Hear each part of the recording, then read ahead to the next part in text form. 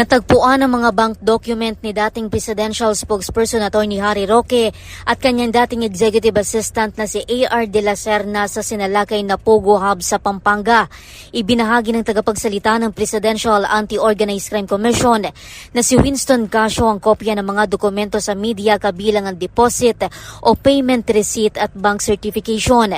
Ayon kay Casio, hindi nila pinagsuspetsahan ang nasabing mga dokumento noong una hanggang sa magsalita ang PAGCOR chairman sa Senate hearing. Ibinahagi rin ni Casio na batay sa certified true copy ng PAGCOR document, legal counsel din si Roque ng Lucky South 99 at hindi lang ng Whirlwind Corporation na nagpapaupa ng lupa sa sinalakay na Pogo Hub. Sinabi ng PAOK spokesperson na humiling na sila ng pulong kasama ang Department of Justice, gayon din ang CIDG para sa nasabing mga dokumento at para desisyonan kung sino ang magiging respondent ng kanilang investigasyon. Una nang pinabulaanan ni Roque na naging abogado siya ng Lucky South 99 Corporation. Para sa MBC TV Network News, Jesel Ricafort, Sama-sama Tayo Pilipino.